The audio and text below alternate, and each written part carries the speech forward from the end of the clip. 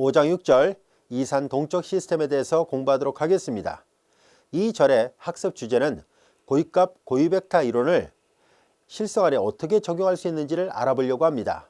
그 중에서 차분 방정식의 고유값 고유벡터 이론이 어떻게 활용될 수 있는지를 알아보려고 합니다.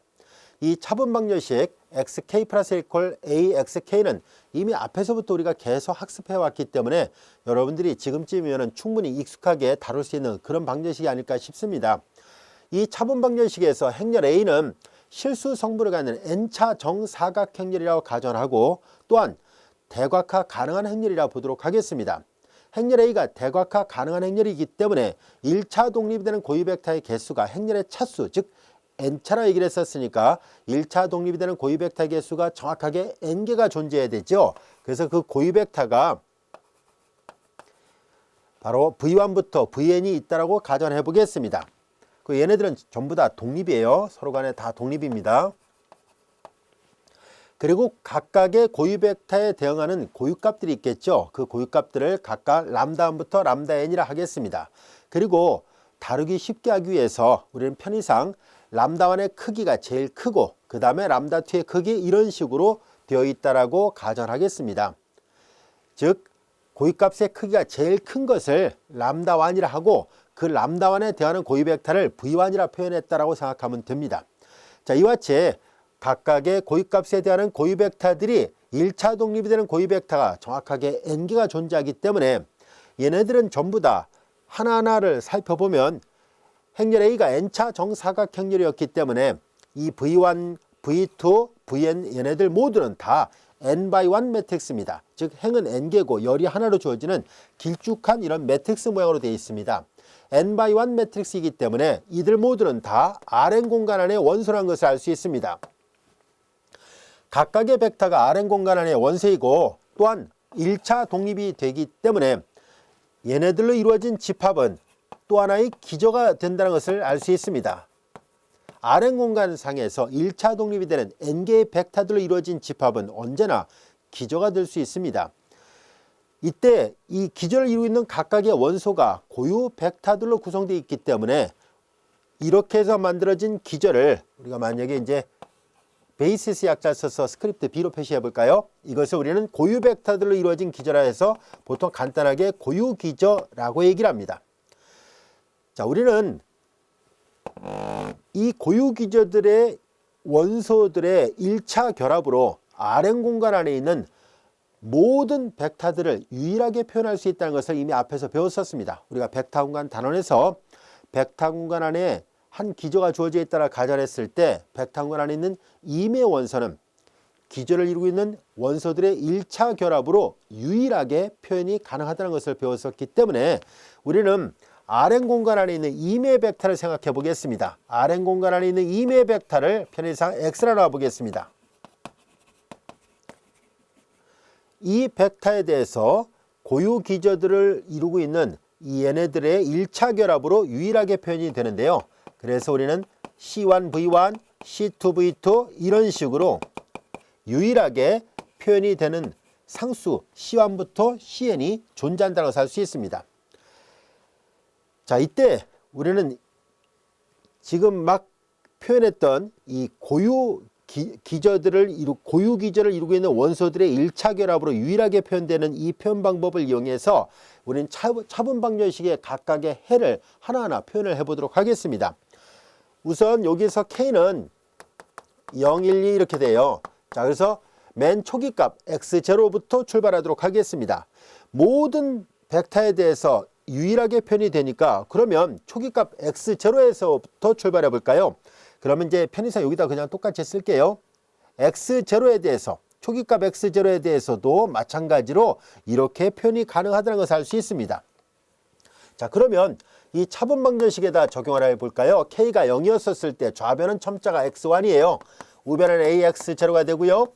자, 이때 x0가 이런 식으로 유일하게 표현된다라고 했었으므로 C1V1, C2V2 이렇게 바꿔놓을 수 있죠. CNVN입니다. 자, 그리고 A하고 V1, V2 얘네들 모두 다 행렬이고요. 그리고 여기 중간에 있는 이 C1부터 Cn은 스칼라예요. 행렬과 행렬 중간에 있는 스칼라는 바깥으로 나갈 수 있고요. 행렬이 갖고 있는 선형성 성질로부터 덧셈에 대해서는 따로따로 다 전개 가능하므로 이 식을 정돈하면 C1AV1 플러스 C2AV2 그리고 CNAVN 이와 같은 식으로 표시가 가능합니다. 자, 그리고 이 모양을 잘 보면은 고유값, 고유 벡터의 정의를 활용할 수 있다는 것을 알 수 있죠. 자, V1이 람다1에 대응하는 고유 벡터였다면 고유값, 고유 벡터의 정의로부터 AV1은 곧 람다1 V1으로 표현이 가능하다는 것을 알 수 있습니다. 그러면 AV1뿐만 아니라 AV2, AVN 이런 형태들도 전부 다 람다 V로 표시가 가능하다는 것을 알 수 있습니다. 고유값, 고유 벡터의 정의로부터 왜냐하면 V1부터 Vn은 A의 고유 벡터라 얘기를 했었으므로 얘네들 각각은 람다1 V1 이렇게 바꿀 수 있고요. 고유값, 고유 벡터의 정의로부터 각각 이렇게 다 바꿔보겠습니다. 여기도 람다2 V2 CN 람다N VN 이렇게 표현할 수 있네요. 자, 이제 X1이 이렇게 표시가 됐으므로 다시 반복해서 X2를 또 구해보도록 하겠습니다. AX1이 X2이므로 다시 한번 적용을 해보죠. X1은 1번식으로 이렇게 표시가 됐습니다. C1 람다1 V1, C2 람다2 V2, CN 람다N VN이에요. 역시 앞에서 설명했던 행렬의 선형성 성질로부터 중간에 있는 스칼라는 전부 다 바깥으로 나갈 수 있습니다. 그리고 다 덧셈에 대해서 분배가 가능하므로 C1 람다1 AV1, C2 람다2 AV2, CN 람다N AVN 이렇게 쓸 수 있고요. 자, 조금 전에 설명했던 것과 마찬가지로 고유값, 고유 벡터의 정의에 의해서 이 노란색 밑줄처럼 부분들을 각각 람다1 V1으로 쓸 수 있죠. 여기 람다1이 있으니까 람다1의 제곱 V1으로 쓸 수 있고요. 또한 여기는 람다2 V2예요. 그리고 여기도 마찬가지로 람다n이 있었고요. 여기도 람다n VN으로 표시가 가능하죠. 앞에 람다n이 있었으니까 람다n의 제곱 VN 이렇게 바꿔놓을 수 있구나 하는 것을 알게 됐습니다. 하나하나 모양을 잘 살펴보면 특징이 있다는 것을 알 수 있습니다. 첨자 1일 때 람다1, 람다2, 람다n의 1승으로 되어 있고요. 첨자 2일 때는 람다1의 제곱, 람다2의 제곱, 람다n의 제곱 이런 형태로 되어 있습니다. 물론 수학적 귀납법으로 증명해야 되는데요. 증명 없이 그냥 결과만 사용하도록 하겠습니다. 자, 그러면 K번째일 때는 자연스럽게 여기가 C1, 람다1의 K승이 될 거라는 것을 알 수 있습니다. 그리고 V1이고요. C2, 람다2, 여기도 K승, V2, CN, 람다n의 K승, VN이구나 라는 것을 알게 됐습니다. 여기까지가 됐죠. 자, 그래서 차분 방정식을 만족하는 K번째 해는 이렇게 고유 벡터들의 1차 결합으로 표현이 가능하다는 것을 알게 됐습니다. 물론 여기서 람다1부터 람다n은 이 차분 방정식을 표현하는 행렬 A의 고유값들로 되어 있습니다. 여기가 첨자 K일 때 K손으로 되어 있다는 거에 주목할 필요가 있습니다. 자, 이제 우리는 이와 같은 것을 토대로 해서 관련된 예문들을 몇 가지를 풀어보려고 합니다. 예제 1번의 문제를 살펴보겠습니다. 피식자, 포식자 모델인데요. 자, 이렇게 먹이사슬과 관련된 생물학적 문제를 다룰 때도 우리가 이 고유값, 고유 벡터 이론을 적용할 수 있다는 것을 보이려고 합니다. 어떤 문제인지 하나하나 살펴보도록 하죠. 예제 1번을 보겠습니다. 시간 K에서 올빼미와 들쥐를 각각 OK, RK로 표시하고요. 얘네들을 이렇게 열벡터 형태로 표시를 하기로 하겠습니다. 이들을 XK로 표시하도록 할 거고요. K는 시간을 나타내고요. 단위는 한 달, 두 달 이렇게 달로 표시하도록 하고요. OK는 올빼미의 개체수를, RK는 들쥐의 개체수를 나타내는데요. 단위가 좀 다릅니다. 올빼미의 단위는 말이에요. 그러니까 뭐 10마리, 1마리, 2마리, 3마리 해서 단위수가 단순하게 말인데요. 들쥐는 훨씬 더 많기 때문에 단위수가 1000마리로 되어 있습니다. 그래서 여기가 만약에 10이면 만약에 3이라 할까요? 3이면 3마리라는 뜻이 아니라 3000마리. 여기가 2면 뭐 얘는 올빼미의 개체수는 단위가 그냥 말이라서 2마리 이런 식이에요. 그러니까 2하고 3이면 올빼미는 2마리. 그리고 들쥐는 단위가 1000이니까 여기가 3이면 3000마리 이렇게 있다라고 생각하지 않은 뜻입니다.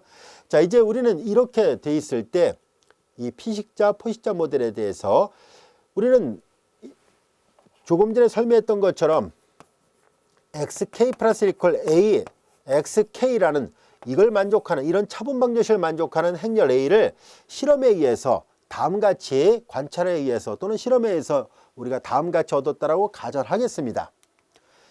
자, 여기에서 보면 이들의 관계식을 행렬을 이용해서 표시하면 조금 더 명확하게 이해할 수 있는데요. OK, 여기는 RK고요. 여기는 OK 플러스 1, 여기는 RK 플러스 1입니다. 그리고 여기 각각의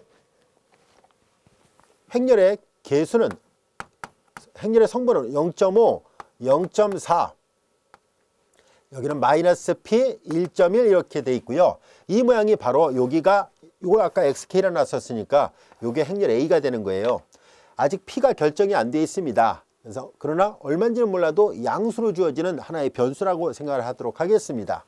이 문제에 따라서 이제 이 P가 각각 주어질 때마다 이 올빼미하고 들쥐가 일정 시간이 지날 때 어떤 변화가 있는지를 알아보려고 합니다. 물론 여기 나와 있는 이런 수치는 실험에 의해서 관찰을 통해서 오랜 시간 동안의 관찰을 통해서 얻어졌다라고 가정을 하겠습니다. 여기에서 나타나는 0.5, 0.4, 1.1 각각 어떤 의미가 있는지 좀 더 부연 설명을 한다면은 만약에 올빼미 입장에서 볼까요? 들쥐가 없었다면 시간이 지남에 따라서 올빼미의 개체수는 0.5니까 반으로 줄어든다는 얘기예요. 쉽게 말해서 먹이가 없으니까 굶어 죽는다는 얘기겠죠. 그래서 반으로 계속 올빼미가 줄어든다는 것을 나타내고 있어요. 여기 플러스 0.4 RK라고 쓴 것은 뭐냐면 만약에 들쥐가 있다면 올빼미만 있었을 때는 감소를 하고 있지만 그러나 들쥐가 있다면 개체수는 자 이제 전체적으로 볼 때 먹을 게 있으니까 조금 그렇게 급격하게 감소하지는 않겠죠. 증가를 할지 감소할지는 전체적인 구조를 봐야 됩니다만 일단 얘가 없었을 때는 계속 감소를 하고 있다고 얘기를 하지만 먹이 사슬에서 먹을 게 있으니까 조금씩은 뭐 감소라든지 뭐 증가하든지 어떤지를 계산해 봐야지 알 수 있습니다만 급격하게 줄어들지는 않을 거란 것을 알 수 있습니다. 자, 그리고 여기 들쥐의 문제도 마찬가지로 만약에 이게 없었다고 가정해 볼까요? 만약에 올빼미가 없었다면 들쥐만 있었다면 들쥐는 계속 시간이 지남에 따라서 한 달, 두 달 지날 때마다 10%씩 개체수가 증가하고 있다는 것을 말해주고 있습니다. 그런데 만약에 올빼미가 있다면 여기 마이너스가 있잖아요. P는 양수라 얘기를 했었고 그래서 전체적으로 이 들쥐는 조금씩 올빼미한테 잡혀 먹힐 테니까 그래서 조금씩 줄어들 수 있다는 것을 말해주고 있습니다. 자, 아무튼 이런 것은 실험에 의해서 오랜 시간 동안에 생물학자들이 관찰을 통해서 얻어진 데이터라고 가정을 하겠습니다. 자, 이제 우리는 여기에서 이 변수 P가 만약에 0.104로 관찰이 됐다라고 가정해 보겠습니다. 그럴 때 올빼미하고 들쥐 사이에 이 먹이 사슬 시스템은 어떤 변화가 있는지를 알아보려고 합니다. 즉 여기가 이제 0.14이니까 마이너스 0.14로 돼 있을 때를 계산해 보란 얘기예요. 0.104예요. 대략 0.1이라 씁시다. 자, 이제 우리는 이 행렬에 대해서 앞서 설명한 것처럼 고유값, 고유벡터를 직접 다 구해 봐야 되는데요.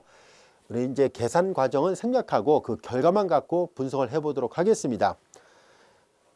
자, 이 행렬에 대해서 직접적으로 고유값과 고유벡터를 구해 보니까 고유값은 1.02 그리고 0.58 두 개가 나왔고요. 그리고 이제 이 고유값의 크기가 람다2의 고유값의 크기보다 크니까 고유값의 크기가 큰 것을 람다1으로 쓴 것 뿐이에요. 자, 이제 람다1은 1.02 1보다 크죠. 람다2는 0.58 1보다 작습니다. 그리고 각각의 고유값에 대한 고유벡터들이 이렇게 계산이 됐어요. 이건 직접 계산에 의해서 구해진 거니까 그냥 책의 결과를 그냥 활용하고 어떤 개념이지만 설명을 하려고 합니다. 자, 그러면은 조금 전에 설명했던 이 기호 표기를 적용하도록 하겠습니다. XK는 앞서 이렇게 올빼미와 들쥐를 이렇게 행렬 형태로 표시한 것이 XK였었는데요. XK가 이렇다라고 얘기를 했었잖아요.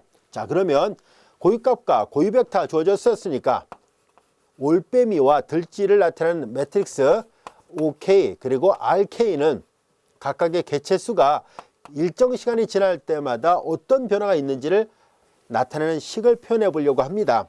이 기호 표기 방법으로부터 C1, 람다1은 1.02의 전체 K승이고 그리고 V1이 10, 13입니다.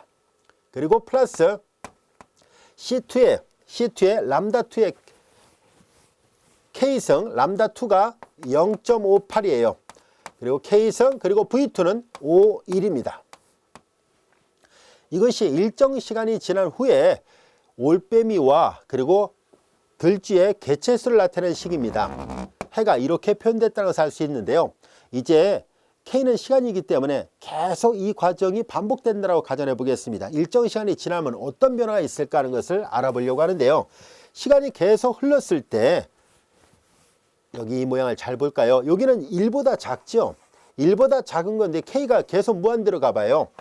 K가 한없이 커진다고 가정하겠습니다. 물론 현실적으로 K를 무한대로 보낼 수는 없습니다. 이론적으로 봤을 때 즉 계속 시간이 흘렀다는 뜻을 나타내는 그냥 수학적으로 생각을 해보겠습니다. 뭐 예를 들어서 뭐 1년이 지나고 10년이 지나고 이런 식으로 생각을 해보자는 뜻이에요. 자, K를 계속 증가시키면 어떤 변화가 있을까 하고 봤더니 여기가 1보다 작으니까 1보다 작은 거에 거듭적으로 하면 할수록 이건 빠르게 0으로 수렴한다고 할 수 있습니다. 자, 그런데 이쪽은 1보다 크지요. 1보다 크니까 얘는 K가 커지면 커질수록 이 뒷부분은 0으로 가지만 앞부분은 계속 증가하고 있을 거라는 것을 알 수 있습니다. 자, 그래서 K가 한없이 커졌을 때를 가정하겠습니다. 그러면 이 XK는 근사적으로 C1 1.02의 K승 그리고 10, 13에 더 가까이 간다는 것을 알 수 있습니다. 여기서 K가 실질적으로 무한대로 가지는 않습니다. 우리가 뭐 수만 년 동안 관찰할 수는 없으니까요. 그냥 기껏해야 우리가 생각할 수 있는 범위에서 아주 큰 수라는 의미로만 생각하겠습니다. 자, 이제 10년, 20년, 30년 이런 식으로 꽤 오랫동안 관찰했을 때 어떤 변화가 있을까 하고 봤더니 뒤는 0으로 갑니다. 그리고 앞부분은 계속 증가하겠죠. 그래서 이 모델에 한없이 가까워질 거라는 것을 알 수 있습니다. 여기에서 그러면 얘가 의미하는 바는 뭘까 하는 얘기입니다. 바로 여기에서 이제 1.0에 예를 들어서 10년이 지나면 여기 10승하면 여기에 상수가 나오죠. 여기 C1도 물론 주어진 적당한 어떤 상수가 있다고 보겠습니다. 그러면 이 개체수에 비례합니다 라는 것을 알 수 있는데요. 요 위가 올빼미의 개체수고 아래는 들쥐 개체수잖아요. 그러니까 여기가 적당한 상수가 하나 나왔다고 가정할게요. 이 적당한 상수가 알파였다고 보겠습니다. 그러면은 이거에 비례한다는 얘기예요.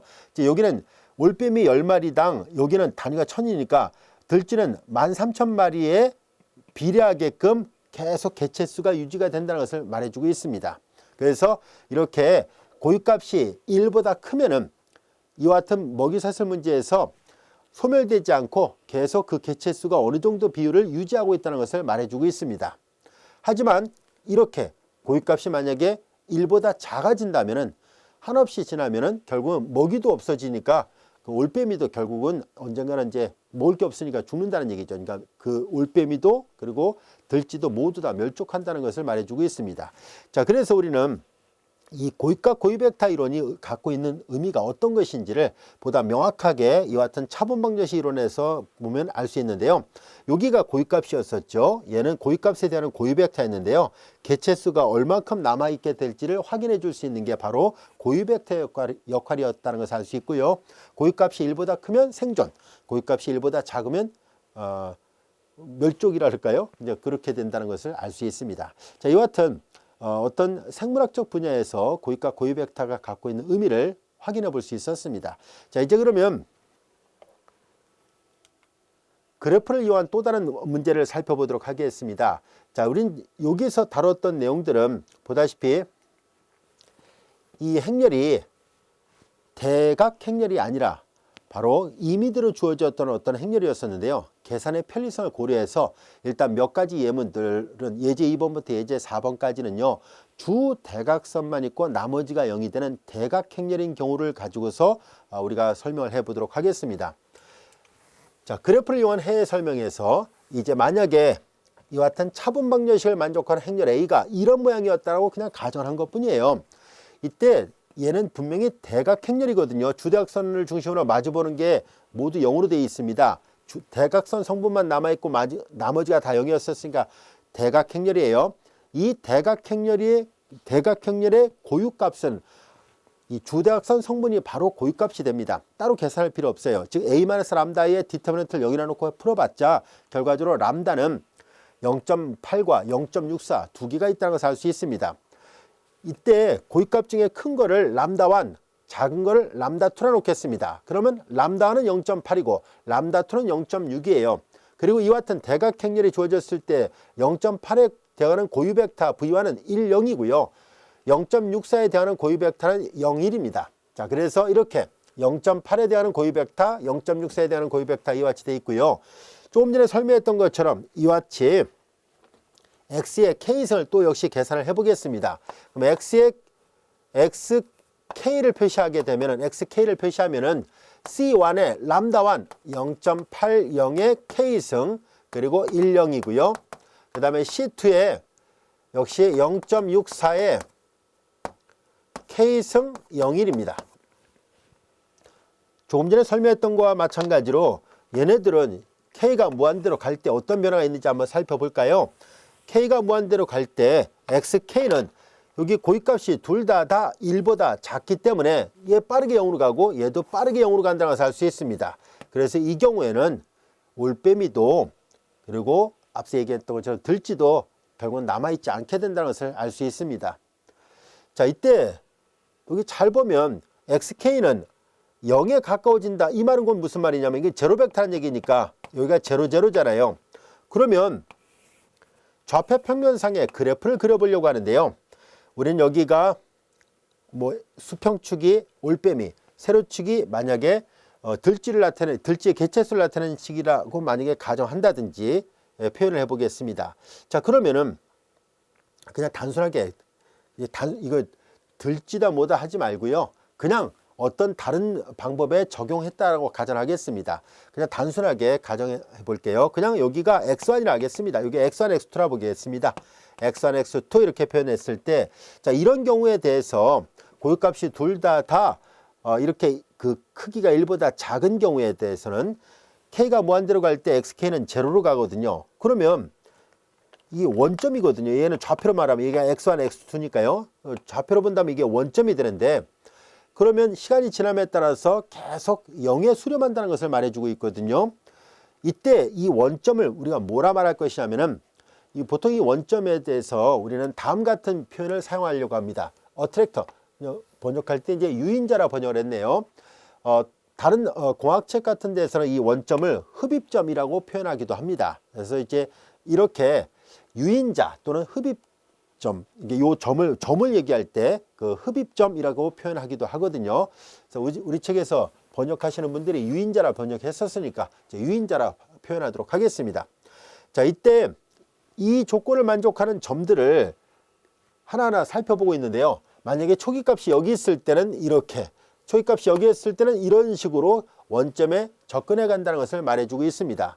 만약에 개체수를 나타내고 있다면 이렇게 음의 x1축, 음의 x2축이 나타나지 않고 개체수라면 이렇게 일사분면만 표시가 돼요. 이렇게 표시가 되는데, 이 그림을 그렸다는 얘기는 이제 뭐 올빼미 또는 들쥐의 문제를 다루는 게 아니라 그냥 일반적인 차분 방정식 문제에서 아까와 같은 행렬이 주어져 있을 때, 이런 행렬이 주어져 있을 때 그냥 수학적으로 본다면 시간이 흘렀을 때 xk가 0에 수렴하니까 이 그림은 초기값이 여기 있을 땐 이렇게 이 곡선을 따라서 간다는 얘기예요. 초기값이 여기 있을 땐 이 곡선을 따라가고 초기값이 여기 있을 땐 이 곡선을 따라간다는 것을 말해주고 있습니다. 결과적으로 시간이 흐를 때마다 초기값의 위치가 어디에 있던지 간에 이렇게 이 각각의 포물선을 따라서 원점에 한없이 가까워지니까 이 원점은 유인자 역할을 한다는 것을 알 수 있습니다. 자, 이때 우리가 가장 빠르게 0에 수렴하는 경로는 어디일까 하는 것을 알아보려고 합니다. 가장 빠르게 0에 수렴하는 경우는 바로 여기 잘 볼까요? 얘는 0.8의 K승이고 0.8의 K승이 얘는 0.64의 K승인데요. 이 부분이 훨씬 더 빠르게 0에 수렴한다는 것을 알 수 있습니다. 두 개 중에서 얘가 더 빨리 0에 가거든요. K가 커지면 커질수록. 그래서 이쪽 부분은 보다시피 0,1, 다시 말해서 X좌표가 0, Y좌표 1이니까 이 X2축, 여기 쉽게 말해서 이걸 X축, Y축을 할게요. 그러면 이 Y축을 따라서 원점에 접근할 때가 가장 빠르게 수렴한다는 것을 알 수 있습니다. 가장 빠르게 유인되는 경로를 찾으시라고 했다면 바로 X2축입니다. 마치 직교좌표로 말한다면 Y축을 따라서 접근해 갈 때가 가장 빠르게 유인되는 것을 말해주고 있습니다. 자, 이번에는 다른 예문을 또 살펴보도록 하겠습니다. 예제 3번 행렬 A가 역시 다루기 좋게 이와 같이 대각행렬로 되어 있다고 가정하겠습니다. 예제 3번의 특징은 바로 예제 2번과는 다르게 예제 2번은 둘 다 이 고유값이 대각선 성분이 곧 고유값과 같다라고 얘기를 했었죠. 고유값의 크기가 둘 다 1보다 작은 경우를 나타냈다면 이번에는 둘 다 1보다 큰 경우를 나타내고자 합니다. 자, 그래서 xk는 c1, 자, 이것이 큰 고유값이 람다1, 그 다음에 고유값을 람다2라 놓겠습니다. 람다1이 1.44, k승, 그리고 람다1에 대한 고유 벡터를 우리가 v1이라 놓겠습니다. 그리고 c2, 그리고 이 v1은 이게 대각행렬이기 때문에 이 고유값에 대한 고유 벡터 v1은 1, 0이에요. 그리고 두 번째 고유값이 1.2죠. 그리고 여기 v2는 0일로 되어 있고요. 자, 이렇게 되어 있습니다. 이제 k가 무한대로 갈 때 아까와는 다르게 둘 다 1보다 커요. 얘도 무한대로 가고 얘도 무한대로 갑니다. 그래서 xk는 0에 수렴하지 않는다는 것을 알게 됐습니다. 그러므로 원점 입장에서 본다면 자꾸 멀어지고 있다는 것을 알 수 있는데요. 자, 이것을 그림으로 형상시켜 놓은 것이 우리 교재에 나와 있습니다. 자, 원점으로부터 보다시피 화살표를 잘 보세요. 지금 여기 그림상 화면상으로는 좀 흐릿하게 보여서 잘 안 보입니다만 여러분들이 교재를 보면 알 수 있듯이 이렇게 이 포물선을 따라서 이렇게 원점으로부터 멀어지고 있다는 것을 알 수 있습니다.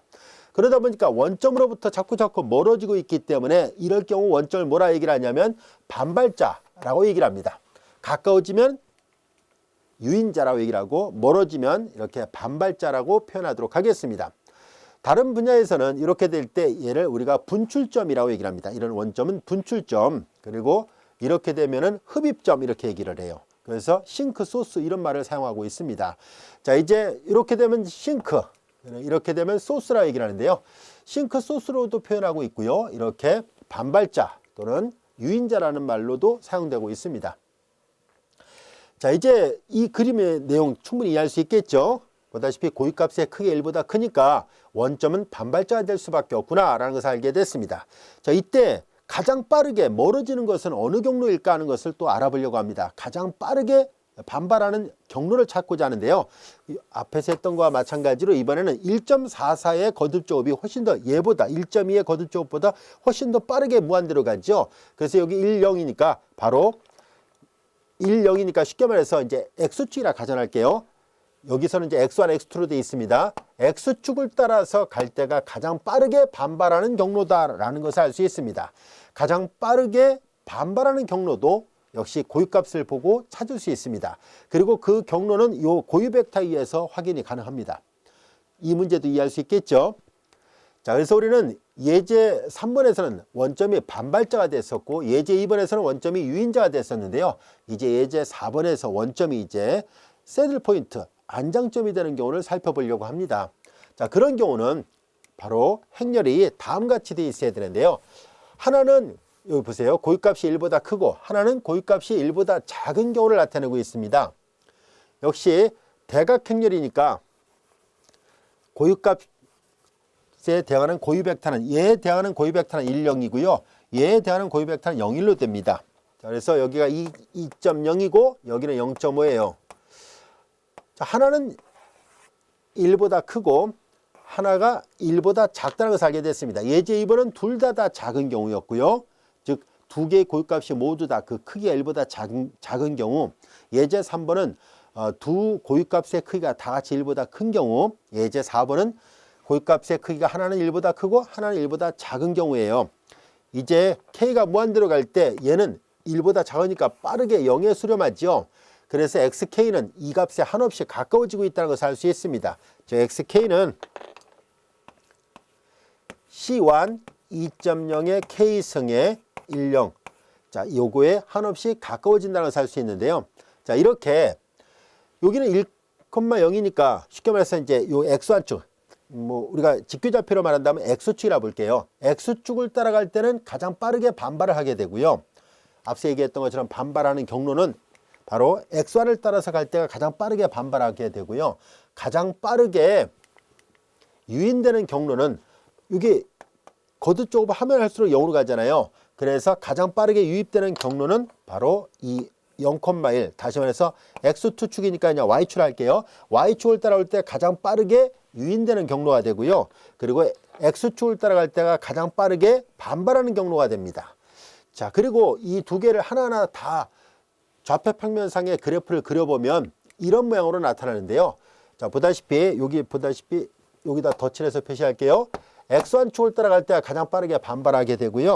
그리고 X2축을 따라갈 때가 가장 빠르게 유인되는 경로라는 것을 알 수 있습니다. 따라서 이 경로 X2를 따라서 올 때를 빼놓고는 나머지 전부 다 반발합니다. 그렇기 때문에 이 빨간색 경로만 유괴가 되고 즉 경계가 있다는 뜻이고요. 나머지 경로는 전부 다 유괴가 아닙니다.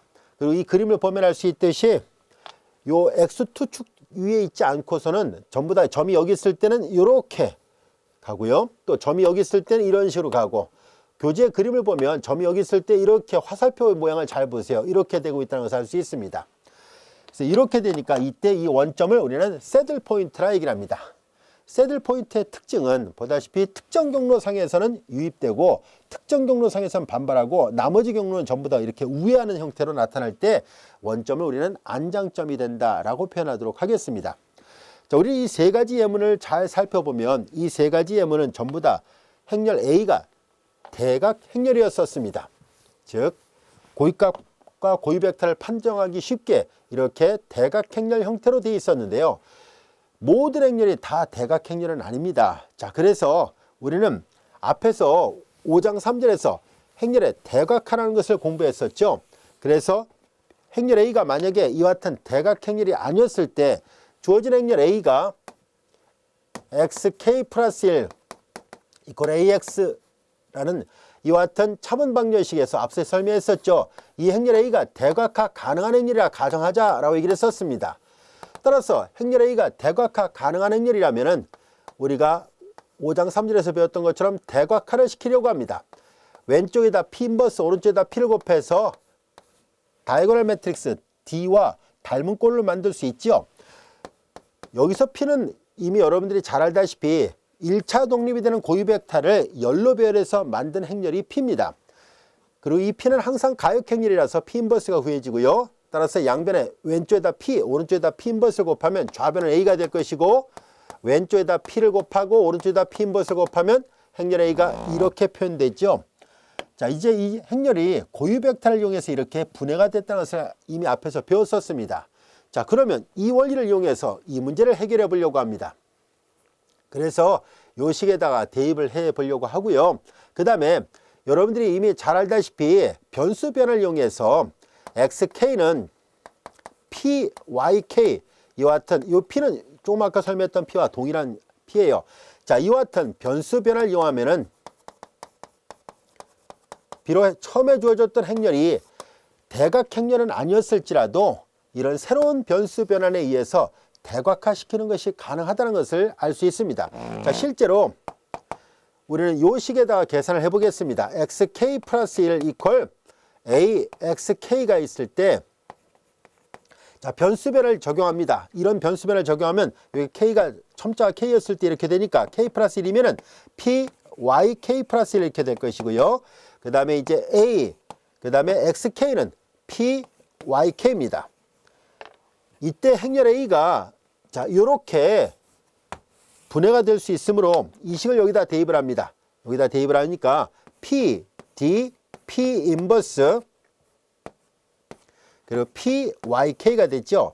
행렬의 곱은 결합법칙이 성립합니다. 그래서 p, d 그 다음에 p 인버스하고 p를 결합을 하면 단위행렬이 되고 그래서 이렇게 표현된다는 것을 알 수 있습니다.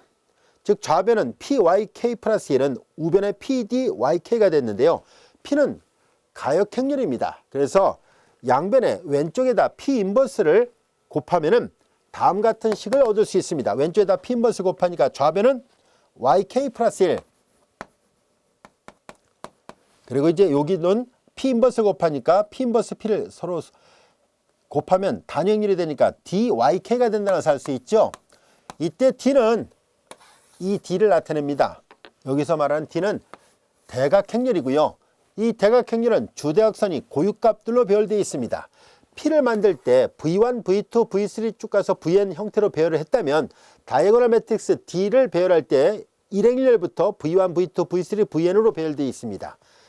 자, 이제 그래서 비록 행렬 A가 처음부터 이렇게 대각행렬로 주어지지 않았다 할지라도 이런 변수 변환과 대각화 성질을 이용하면은 언제나 이런 식으로 표현이 가능하다는 것을 알 수 있습니다.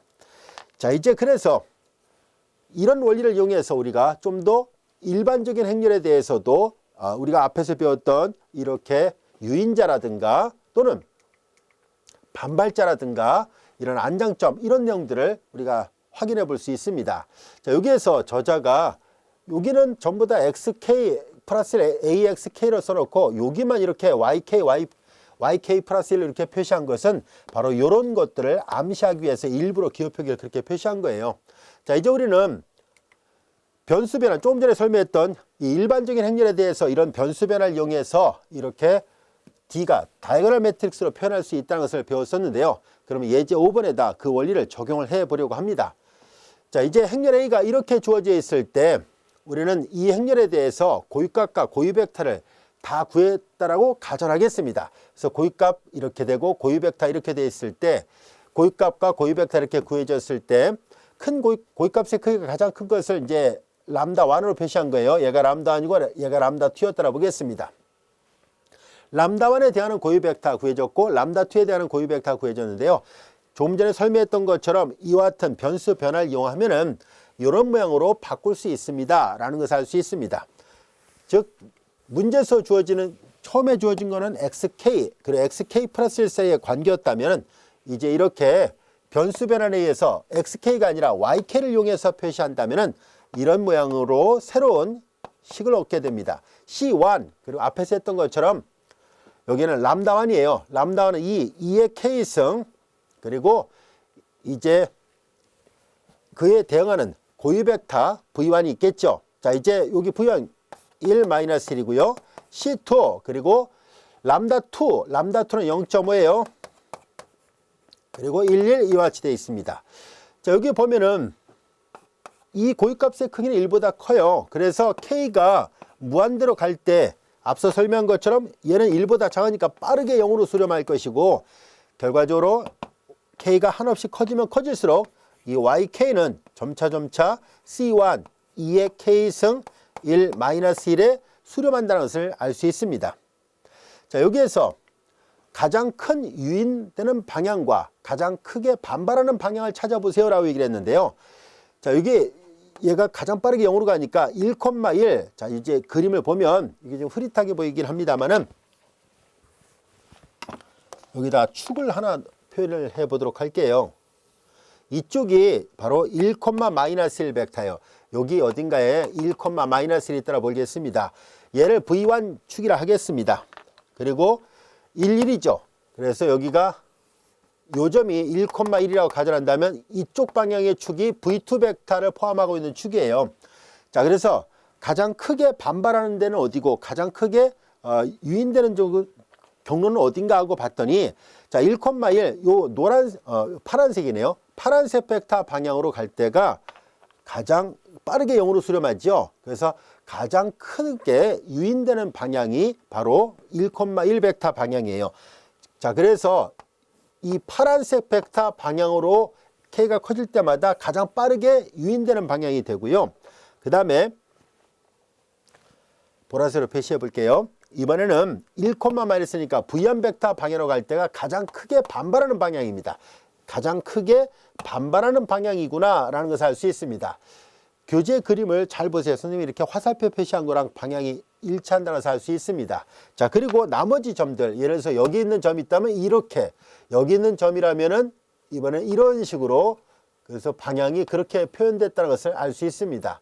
자, 이런 식으로 교재에 그림이 그려져 있어요. 그래서 이제 요 원점은 앞서 얘기한 것처럼 이렇게 어느 한쪽 방향으로는 유입되고 어느 방향으로는 반발하게 됐죠. 그리고 나머지는 이렇게 우회하고 있으니까 이 점은 바로 새들 포인트가 되는구나 라는 것도 알 수 있게 됐습니다. 따라서 대각행렬로 주어지지 않았다 할지라도 우리는 이와 같은 변수 변화를 이용해서 이렇게 대각행렬을 이용해서 우리가 원점이 어떤 특징을 갖고 있는지도 확인할 수 있었습니다. 앞서 얘기했던 것처럼 만약에 어떤 생물학적인 어떤 개체를 다루고 있다면은 이런 특징을 만족합니다 라는 것을 말해주는데요. 물론 여기가 마이너스 1이라면은 개체수는 음수가 나올 리가 없으니까 이건 개체수 문제는 아닙니다. 여기가 이제 다른 숫자로 주어졌다라 가정한다면 개체수가 어떤 변화가 있는지도 알 수 있다는 것을 말해주고 있습니다. 자, 이런 문제들 어렵지 않습니다. 여러분들이 이와 같은 차분 방정식에다가 고유값, 고유 벡터들이 어떤 의미를 나타내 주고 있는지 우리가 직접적으로 이걸 계속 반복 시행을 하지 않더라도 일정 시간이 지난 후에 그 값이 어떻게 될 거란 것을 예측할 수 있게 해줍니다. 그래서 우리가 배우는 이런 고유값, 고유 벡터 이론은 여러 분야에 많이 활용되고 있다는 것을 거듭 강조하려고 합니다. 그만큼 중요한 이론이기 때문에 대학교 과정에서도 매우 강조하고 있습니다. 그래서 학교 시험에도 자주 냅니다. 그래서 이런 고유값, 고유 벡터 이론들이 활용되는 가치를 잘 이해를 해줬으면 좋겠습니다. 여기까지 이해할 수 있겠죠? 자, 이번에는 고유값이 복소수가 나오면 어떻게 될까 하는 것을 알아보겠습니다. 지금까지 학습했던 내용들은 이렇게 고유값이 다 실수값이 나왔던 상태였는데요. 이제 고유값이 복소수였을 때 우리가 앞전에서도 배웠죠. 복소 고유값에 대한 고유 벡터는 복소 고유 벡터가 됩니다. 자, 이제 그러면은 이런 경우는 어떤 의미가 있을까 하는 것을 알아보려고 합니다. 우선 이와 같은 차분 방정식에서 행렬 A는 여전히 구성 성분이 모두 다 실수로 되어 있고요. 대신 고유값이 복소수가 나왔다라고 가정을 해보겠습니다. 그리고 이 고유값의 크기가 1보다 큰 경우와 고유값의 크기가 1보다 작은 경우를 나눠서 판단을 해보려고 합니다. 만일 고유값의 크기가 1보다 크게 되면은 반발한다는 것을 말해주고 있고요. 원점에서부터 멀어진다는 것을 말해주고 있고요. 그 다음에 고유값의 크기가 1보다 작으면 원점으로 흡입되고 있다는 것을 말해줍니다. 그래서 원점은 유인자가 된다는 것을 말하고 있고요. 자, 그 다음에 이 람다 복소 고유값이었을 때 이 람다의 크기가 1보다 크면 원점은 반발자가 되는데요. 이때 나선형 구조를 띠면서 바깥으로 분출됩니다. 그리고 람다의 크기가 1보다 작으면 원점은 유인자가 되는데 나선형 구조를 통해서 유인된다는 것을 보이려고 합니다. 자, 구체적으로 우리가 예문과 또한 그림을 통해서 설명하도록 하겠습니다. 자, 다음 같은 행렬이 주어져 있고요. 이 행렬에 대해서 궤적을 찾아보세요라는 얘기예요. 이런 차분 방정식을 만족하는 궤적을 알아보려고 합니다. 자, 우리는 이 행렬에 대해서 고유값과 고유 벡터를 다 구해보니까 이렇게 나왔다라는 거 별도의 계산 과정 없이 그냥 활용만 하도록 할게요. 자, 이와 같은 고유값과 고유 벡터가 주어져 있고요. 보다시피 고유값이 복소수가 나왔다는 것을 알 수 있습니다. 그리고 각각의 고유값에 대한 고유 벡터가 같은 플러스일 때 여기 마이너스고 마이너스일 때 플러스라는 얘기예요. 이렇게 복소 고유 벡터가 주어져 있는데요. 이 고유값의 크기를 계산해 보면 람다의 크기가 1보다 작다는 것을 알 수 있습니다. 람다의 크기가 1보다 작으면 원점은 흡입점이 됩니다. 앞서 얘기했던 것처럼 한다면 이렇게 유인자가 돼요. 람다의 크기가 복소수의 크기 1보다 크면 이렇게 반발자가 되고요. 분출점이라고도 얘기를 한다라고 얘기를 했었죠. 자, 이제 그러면은 요거는 금방 우리가 그 크기를 계산해 볼 수 있어요. 그래서 그 크기가 1보다 작으니까 유인자가 된다는 것을 알 수 있습니다.